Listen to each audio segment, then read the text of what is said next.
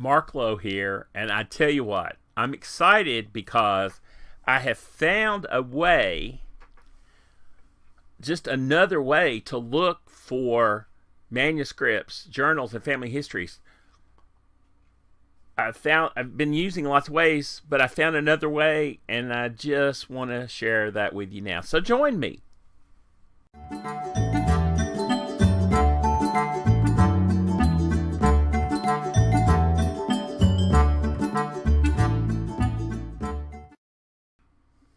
Well, hey, it's Mark Lowe with Kentucky, Tennessee Research. And I just, I get excited over little things and a lot of things too often, I'm sure. But just in the process of one of the great tools and databases that we use, and that's Ancestry.com. Thank you, guys. I love what you do for us. And I appreciate the access to records. And sometimes I just need to take some time to learn to play with the tools a little bit more. So I want to talk with you just briefly about what I found in regard to these records, okay? And so if we look at those, it's just another way to search for these manuscripts and journals and family histories, the things that often are harder to get to, okay? So bear with me and let's look at a few of those together, because I think that you're going to be, I don't know, I think you're going to think this is going to work for you. It's going to work, okay? So basically, if you have access to Ancestry through a personal account or through a library, go to Ancestry, and here's a link, because it's just a general collection list of family histories, journals, and biographies. And basically, you could go through and look at the things that are in that collection, and they sort those by types, and by that I'm talking about collections from the United States, from North America, from other countries. So you could do this depending upon where you're searching within those specific locations as well, okay? You can search by surname or specific name, I think, but do note that that's probably, unless it's a kind of famous person, or there's been a lot written about them in other things. Once you begin to look at where the type of records that are included, that'll help you follow through on that. But now I'll tell you what the hot spot for me is. Location. Because even I tend to work in rural areas, of course, but I can type under any event, I can type the county. That's what I'm going to encourage. It could be a city, and if you're dealing with someplace like Los Angeles in one of the communities, maybe you want to narrow it down that way as well. But if I just type the county and then exact to this place, no name, and I'm looking in the United States in regard to this. Well, I looked at various places. Barron counties, I have a lot of family there, and it's wherever you have lots of stuff going on. But let me look at some of the examples. This is one that I did for Robertson County, Tennessee, where I live, okay? And there's lots of historic families here, and I've done lots of research. Even though, okay, now what's on the right, this is somebody's published family history, and it's the Ewings. And even though it's indicated Robertson County, the towns have already been indexed in this accordingly. So you'll see that in blue, here's listings. They were born in Cross Plains, Tennessee. That is a community here in Robertson County. I love the fact that I didn't have to be that specific.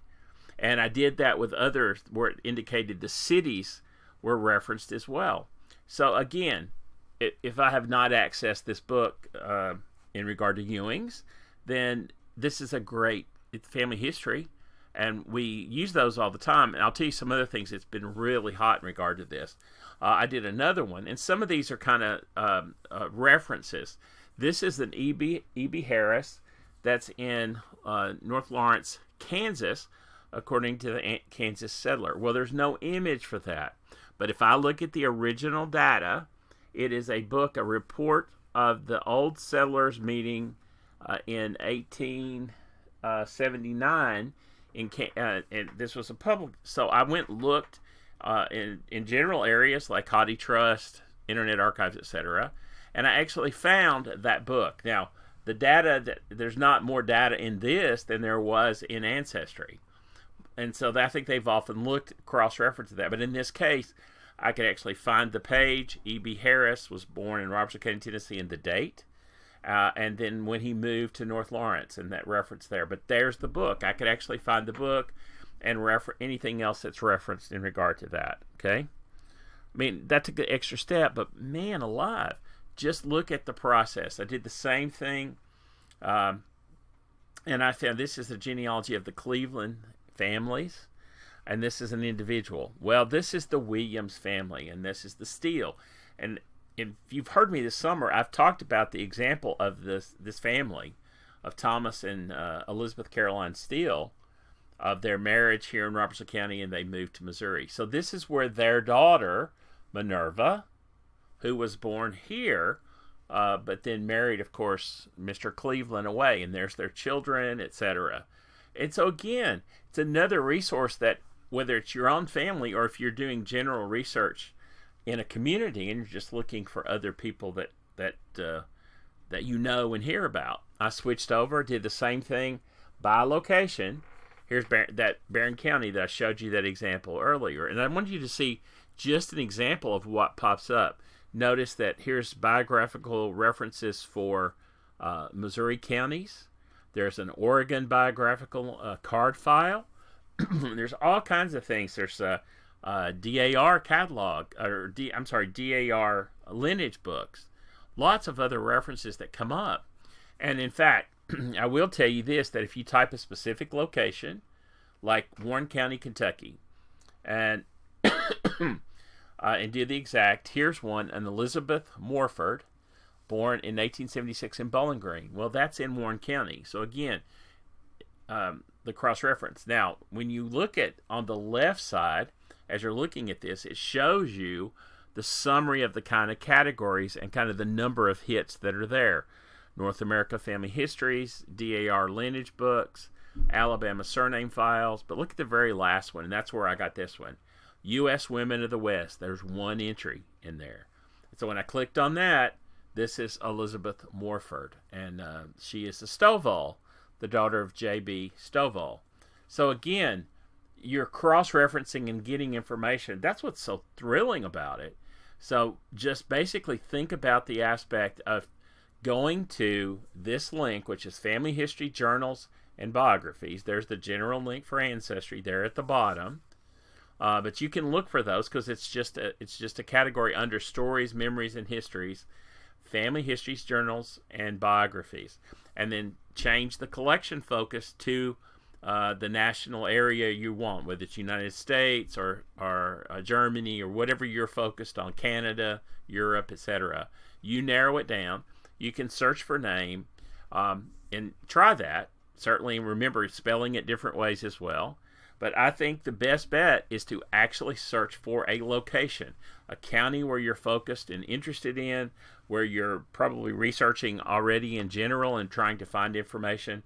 I think what you're going to find is that you're going to hit stuff, and you're going to find families that are related to the ones that you were looking at and that you were not anticipating that happening. I mean, I think it just surprises me every time I do it. Every time that I look a little closer, and I just keep finding things that I didn't know were there. It's like what's in these books behind me. I think what's exciting always is to keep trying the tools, keep trying to look at the things that help you find more information, and keep trying new stuff.